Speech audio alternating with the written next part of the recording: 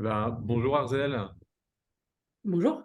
je te reçois aujourd'hui parce que tu es un de mes clients et que tu as eu la gentillesse Mm. de partager ton expérience du coaching. Donc déjà, merci d'avoir accepté de partager généreusement ton expérience du coaching. Est-ce que tu peux te présenter brièvement et expliquer ce qui t'a amené à faire appel à un coach? Alors, moi, je m'appelle Arzel et je suis consultant donc depuis en communication numérique, entre autres, depuis 3 à 4 ans maintenant à plein temps. Voilà. Donc, j'enseigne également, c'est une partie importante de mon travail. Et donc, dans ce cadre-là, donc je suis en représentation à peu près tout le temps. Et surtout, dans des rapports avec mes interlocuteurs qui sont toujours, on va dire, intéressés. En tout cas, il y a un rôle spécifique du formateur vers l'apprenant ou du consultant vers le client. Et dans ce cadre-là, j'ai trouvé intéressant et même nécessaire d'avoir une bulle de respiration en changeant les rapports en devenant coaché cette fois. Voilà. Et merci Arzel. Et qu'est-ce que tu connaissais du coaching quand tu as décidé de te faire coacher? Eh bien, pas grand-chose, ou du moins j'avais l'impression que c'était très varié. Derrière le terme coach, il y avait beaucoup de choses. Je pouvais imaginer euh, côté négatif des charlatans et côté positif des personnes qui aident à progresser. La seule chose que je savais, c'est quand c'était bien fait, ça permettait effectivement d'avancer dans sa carrière ou enfin, déjà en soi, puis ça avait des conséquences sur la carrière. Voilà. Et donc c'était comment, une action un moment pris pour prendre du recul et trouver des solutions ou apaiser certaines situations. Et moi, je l'ai pris pas mal comme ça. Et par rapport à ça, justement, et par rapport à tes sujets et voilà, tes enjeux de coaching, en quoi ça a été bénéfique pour toi, justement? Eh bien, ça m'a permis d'être plus apaisé dans certaines situations, en tout cas à tendance, je dirais, conflictuelle, puisque ces situations-là avaient tendance à me prendre aux tripes, entre autres, et à m'affecter énormément. Euh, donc lorsque ces situations arrivaient, je rentrais avec elles à la maison. Voilà, Hmm. et ça pouvait durer quelques temps. Et là, c'était donc pas spécialement ma responsabilité, mais c'était pas non plus la responsabilité de mes interlocuteurs. Et donc, il fallait bien que je trouve une solution, puisque ça n'allait pas être mes interlocuteurs qui allaient le résoudre à ma place, étant donné qu'ils n'en étaient même pas eux conscients et que ça reste un effet de bord, en fait. Donc voilà, le coaching m'a permis de, de regarder la situation avec une autre perspective, euh, avec plus de comment, je vais voir un peu,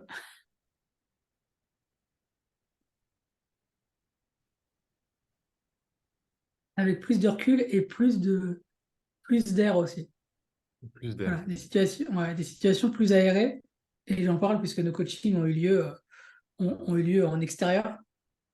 Et je trouvais que justement, ça ralentissait beaucoup du rythme Hmm. important ou intense, que ce soit des cours, du conseil, des sollicitations, euh, comment, nombreuses, en tout cas au cours de la journée, où il y a eu un vrai ralentissement pendant le coaching. Et donc, ce ralentissement a pu permettre, je pense, de réfléchir plus posément à la situation et de vraiment l'adresser.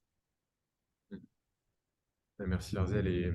Et par rapport à ça, justement, quels sont les résultats que tu as pu obtenir à chaque séance ou après, à plus long terme? Alors, la première surprise, c'est que les résultats sont arrivés vite. justement au cours de ces séances-là, d'une séance sur l'autre, et, euh, et j'ai pu en prendre conscience a posteriori. Par contre, c'est que c'était pas mon changement de posture commençait à s'opérer, mais je ne l'avais pas spécialement perçu. Et donc, il semblait aller de soi plus tard. Et je me rends compte justement que ces situations évoluent au fil du temps. Mais une surprise sur le changement de posture.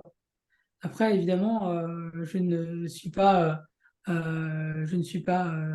zen à 100% du temps et voilà. Mais ça m'atteint moins et donc ça me permet d'être plus à l'aise, en tout cas, à aborder ces situations. Et peut-être que je suis atteint dans le cadre de la mission, mais je le ramène plus trop à la maison. Ça arrive, mais c'est plus rare. Et je pense que là, je ne peux le constater qu'à posteriori également. Et après le coaching, quels sont les changements que tu peux voir peut-être dans ta façon d'aborder les choses ou de mener des projets? Alors, c'est surtout dans la manière d'aborder les relations, du coup, euh, j'ai beaucoup moins d'attentes. Peut-être que, et donc là, ça m'est personnel, mais peut-être que je projetais beaucoup avant.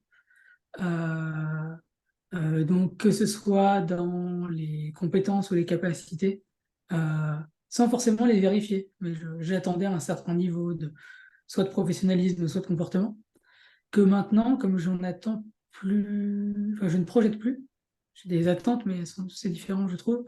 Je ne projette plus autant, je me laisse surprendre, et si la surprise est moins bonne, ça reste une surprise. Et donc, elle n'est pas accompagnée de la déception qui pouvait l'accompagner avant. Donc, déjà, ça apaise beaucoup et ça permet de rentrer à la maison beaucoup plus serein. Hmm. Qu'est-ce que tu as pensé du coaching en marchant? Alors, j'ai pas de point de comparaison, mais j'ai trouvé ça euh, déjà calme dans dans la manière dont tu interagis, du coup, dont tu as interagi avec moi à ce moment-là. Et calme, reposant. On a eu de la chance, il faisait à chaque fois. On avait une météo clémente également.